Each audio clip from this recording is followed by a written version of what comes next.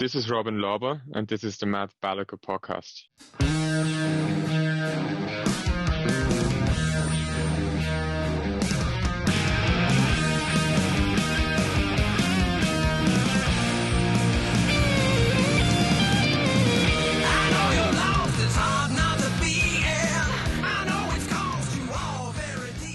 Good day, folks. Thank you once again for tuning into the Matt Balaker podcast. It makes me feel warm, fuzzy, and purposeful. I'm really excited about kind of the international expansion we've had on this program. And today's guest contributes to that. He brought Dunkin Donuts to Switzerland. So I don't think any additional credits are needed. But beyond that, he's a serial angel investor, entrepreneur, and he co-founded his family office and private investment firm, Infinitas Capital. Please join me in welcoming Robin Lauber to the program. How are you doing, Robin? Hi, Matt. I'm doing all right. Thanks. How are you? I'm doing well because I don't eat as many donuts as I'd like to. I'm getting older. It doesn't look as good on the midsection, but there's a wide range. You can have a crappy donut, you can have a delicious one. In your opinion, Robin, what makes a fantastic donut? To be very honest and very straight, I haven't eaten a lot of donuts in my life so far. It doesn't look like you have. And probably I shouldn't eat any donuts, because I guess we're going to speak about longevity at some point later on the show. So, but basically, what to give you a bit of a picture where the Dunkin Donuts is coming, the story is coming from, is basically when I did my undergrad, I was a bit bored at uni, and wanted to do something entrepreneurial, and I thought about many ideas with some friends, and at some point I noticed there's no Dunkin Donuts in Switzerland, and then I reached out to Dunkin brands in Boston, and then we got the deal and franchise, did a master franchise agreement, and then opened 14 shops, and sold that after 4 years. Yeah. Wow. Well, I had a summer job doing cold calls at Merrill Lynch when I was in college, and a lot of people, maybe they're planning a keg party or a frat rush, but you're actually, I might buy a franchise and bring it to Switzerland. I love that ambition, and I do want to talk about longevity, and I don't think lots of sugar necessarily contributes to that. But before we get there, Robin, can you speak to us a little bit about where you grew up and kind of where you developed this entrepreneurial bug? Sure. Yeah. So I'm half Swiss, half German, but I grew up in Basel in Switzerland. Basically, I spent here most of the time in my life. I did my undergrad here in Basel. Yeah, that's when I brought Dunkin Donuts to Switzerland. Then did my master's in London. But in between, did lots of entrepreneurial things, from real estate to venture and PE. So basically, I already, when I was in high school, to be honest, I was super interested in financial markets. Okay. So I think I started already trading options and all that things. Quick time out. So you're in high school. You're not playing. While other kids are playing sports, or I did as well. I did that too. So well, I played you're football, just an so in your language, soccer. I played pretty ambitious until I'd say 18, and then haven't had lots of time anymore. But when you're running investment firms and buying donut chains and not worrying about, but assisting longevity science, you don't have a lot of spare time. But I'm curious,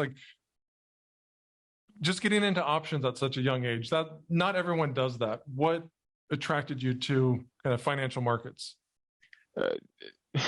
To be honest, it's probably what every young person attracts to financial market in the beginning, especially if you're young and don't have any experience. Just wanted to make a quick buck, to be honest. And yeah, obviously, as you can imagine, I have learned many lessons. Also lost a couple of K. Well, I mean, I don't think any investor worth his salt has not lost. But I mean, what's an early lesson you learned, Robin? So basically, it's not that easy to make a quick buck. Yeah, if it were easy, we'd all be doing it. But I learned of you through an article that actually my old boss, Paul Kessler, and his wife, Diana Derich Kessler, were in. It was titled Biotech is the Ultimate Impact Investment. It was on Financial Times pretty recently. I'd like to get your thoughts, Robin. What do you mean by that when people say biotech is the ultimate impact investment? So I think like biotech is like obviously, maybe let me take a step back. So basically, obviously there are lots of like impact investments, right? But in my opinion, like it is like biotech, you can basically make huge amount of money. Like returns are like just insane in drug development. But on the other hand, you're also like improving and saving millions of lives. Like if everything turns out well. So basically, these both things go hand in hand. You make money, but you still like improving and saving lives. Basically, hopefully at some point find a solution against aging and save humanity. So you're just looking. It maybe sounds a bit idealistic, but no, you just want to find the fountain of youth and save humanity. I think that's a modest goal for a young man. No, I'm obviously kidding, but I remember impact investing as a term kind of gained popularity probably like 15 years ago. And essentially what it is, and I'd like to kind of get your thoughts on it, Robin, is investing beyond looking for financial return. Is that how you see it, or am I missing something? Exactly. And I think in bull markets, it's great. A lot of times, as long as everything's going up, I think it's important to align your conscience with your dollars. But I'd like to get your thoughts on when you're looking at an investment, Robin, and one might have a better quote unquote financial return, but the other might have more of an impact on, say, curing cancer or saving humanity. How do you weigh those factors? I think it depends a bit like on what the difference in the return is, right? But I'd say it's like you can basically look at it like a bit like it's kind of a criteria. Like if you have like two investments that are basically equal in terms of like financial return, then you go for the one that has more impact in everyone owns perspective, basically, because I think like everyone sees impact a bit differently, right? And probably for other people, biotech is not the ultimate impact in investment. It's clean tech or whatever. But I think basically if you have two equally financially equally attractive investments, then it's kind of gives you or it helps you to make this to make it might tip one over to the impact side. And I think that's important because a lot of times people think like, what do you want my legacy to be? And you're in a position where you can have a really attractive legacy. Like if you're helping save humanity, if you're helping people live healthy or longer, happier lives, I think that's what we all kind of dream of. When we're on our deathbed, that would be like the ultimate goal for me. It's like I really helped humanity. You talked about anti-aging science at the beginning of the program, and that's a really big industry right now. To our listeners who might not be familiar with it, including myself, what is anti-aging science? So to be honest, I think like the term longevity has like become so popular and probably also a bit like overused in my opinion, because like like in the sense of like longevity, but like basically all interventions in science are basically trying to enhance our lifespan, right? Or just like make us healthy. But I think what it really is basically turning around our healthcare system from sick care to preventative medicine. Mm-hmm. So rather than trying to basically tackle a disease, or when someone is already sick, you start way before. Basically, you try to not become sick, right? Because I mean, like, an ounce of prevention is worth a pound of cure, and I'm using American measures, but kind of the adage, it's you know, you're working to reduce a serious calamity by taking preventative measures earlier. Exactly. And what got you interested in this type of field? So I was also, I think that's also what I said in the Financial Times article, is that I was always a bit of like a hypochondriac. Oh yeah, So and I think that's basically, my mother is the same, my brother is the same as well. You're from a family of hypochondriacs. So, and then when I basically ran into a friend who was like probably, I'd say, one of the early adopters, or in longevity, or one of the front runners. He got me super excited, and basically I just started investing into the space myself, and then that started like getting into it, reading books and all that stuff. Obviously, I'm not a scientist by training or so, but but then I've started like professionalize or institutionalize like our investment strategy around that. Also brought on a team, and started also a venture fund around longevity and mental health, which is also. So can you share with us, the purpose of your venture fund? So basically, the venture fund is called Korify Capital, which means peak in Greek. Okay. And our idea is like to invest in longevity. So interventions that target the diseases of aging, and prevent them, hopefully at some point. And on the other hand, also mental health, because we think these are probably some of the two biggest challenges for humanity, and especially also on the mental health side. Like there hasn't been any sorts of, or very little progress over the last 20 years, because our brain is so complex, and the big pharma has basically dropped out of research, because response rates are so low. And yeah, I think it needs. I'm really needs definitely different interventions. Good point, and I'm really pleased that someone is kind of taking the torch to fund mental health treatment, because on one hand, therapy is very beneficial. People can talk with someone, but there aren't many therapeutics when you consider, like, if you're comparing it to like the common cold or a lot of ailments we get. But I know with psilocybin, there's some progress. There's some hope that people who had PTSD or suffer from, some of the more common mental illnesses, that could be a breakthrough. What are you seeing, Robin? Like what's potentially out there for mental health treatment? I mean, yeah, psychedelics for sure, as you mentioned, right? Psilocybin, I think it's actually a company that we're kind of invested in, that's actually now in phase 3 trials. And hopefully that's they're going to read that next year. Hopefully that's going well, and then that could be available on the market as soon as in 2 years or so. But then obviously that's not enough, right? I mean, there's so many mental health diseases or subcategories, and as our brain is so complex, there's no one size fits all solution basically, and we need many interventions.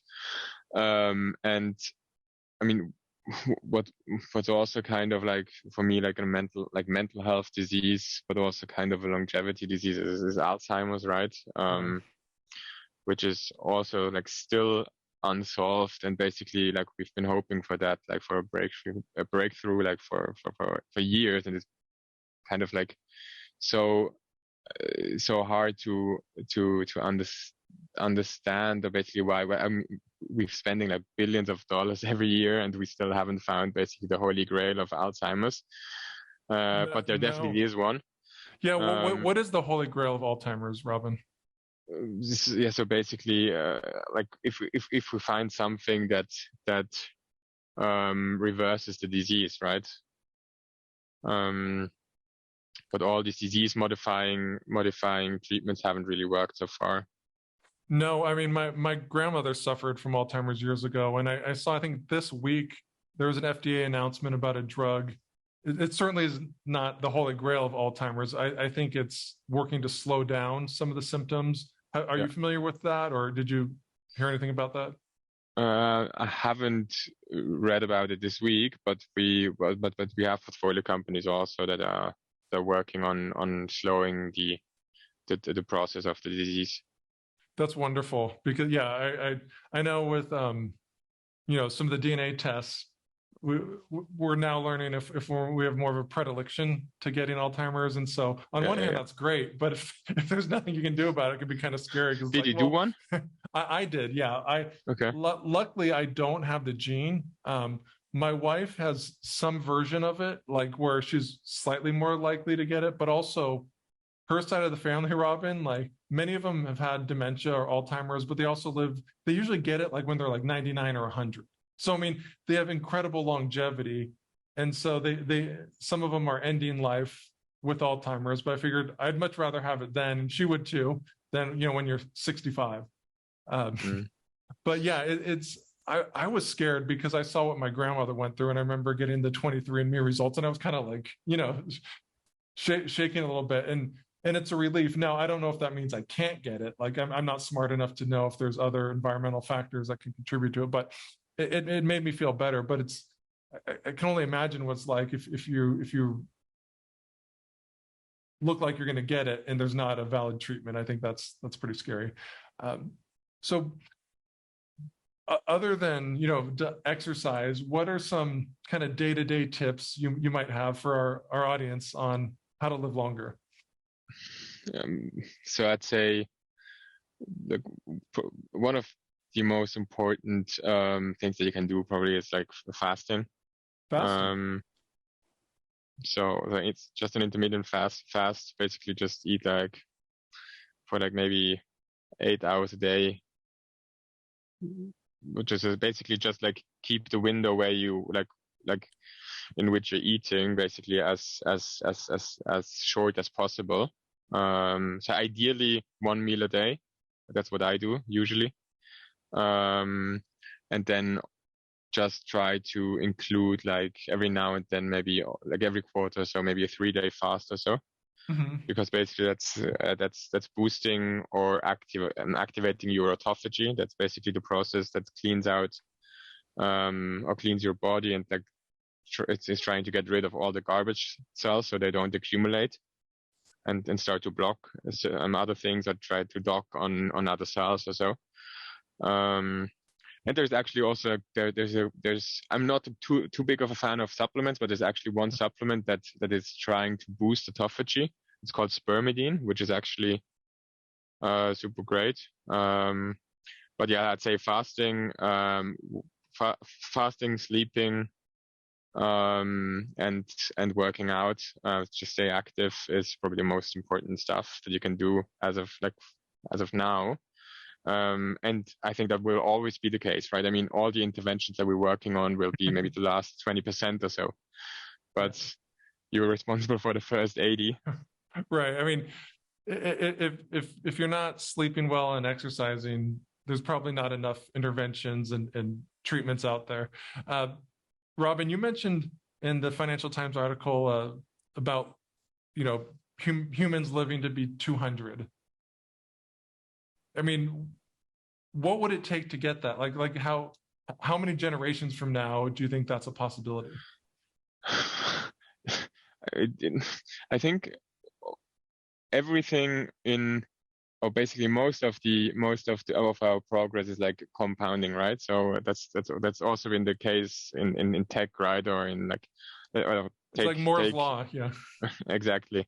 So I think like the next yeah, maybe let's say 30, 40 years can be what like maybe the last 20 years have been in tech. And so basically we start like with every disease we solved, and we just add a couple of years, right?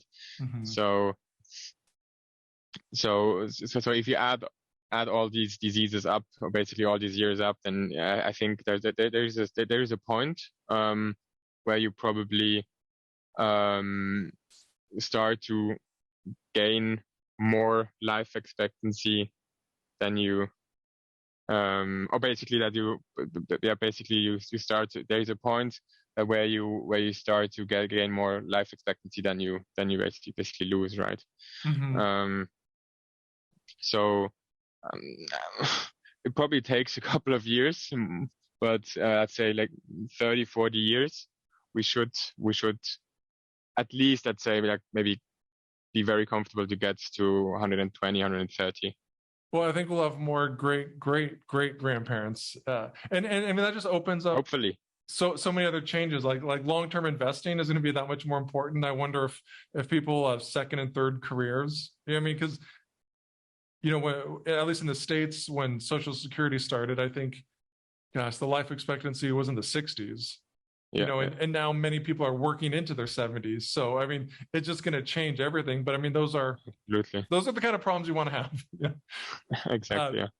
Robin, I remember when I worked for Paul Kessler, who was featured in the article on Financial Times, at a meeting where I was pitched essentially the cure for MS. And like I was with a colleague who had a background in anti-aging science. I certainly didn't. And it just seems so far-fetched. Like it was too fantastical. Like I'm like, there's no way, if they really are close to the cure for MS, that I would be on their list of people to call. And I remember having a little powwow about this, thinking like, did we just pass on the cure for MS? And as far as I know, they didn't get funded, or it probably wasn't the cure. What's something that you've been pitched or presented, and you don't have to say company name, that just seemed too good to be true, in your opinion? Probably many cases, not necessarily in the bio space, to be honest, because to be honest, like I only look at stuff that basically comes from our like network, or like kind of like pre-validated. I mean, when people reach out on LinkedIn, right, with like 20 pitch decks a day, but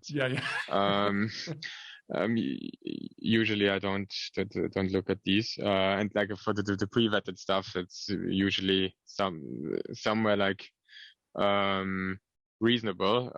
It's not all for us, but I think there hasn't been like anything too crazy. Mm-hmm. I mean, yeah, maybe one thing that's crazy and lots of American tech billionaires are doing is like that, basically freezing their body when they're dying. And I think Walt Disney froze his head years ago, but now we're going with the whole body, apparently. Yeah. So that will be human popsicles. Well, we're wrapping up, Robin, but I'd like to know, what have you done that you're most proud of? Done that I've most, like in terms of in terms of business, or in. Sure. I mean, you can answer however you feel most comfortable. It can be business, it can be personal, it can be a combination of the two. Yeah. So I'd say probably I'm super proud of like how we as an organization, I'd say as a family office, have like developed over the last 4 years. I mean, it's been a crazy ride, to be honest. Like we started off like just like as like 3-4 people, just like managing a bit our personal wealth, and then now we're around like 25 people, managing external capital, and really also I think like that's also like kind of like making an impact, right, on these like longevity and mental health interventions, because it needs a lot of capital, and So I'm also super proud of that we are able to excite other people to believe in the strategy and are taking on the ride.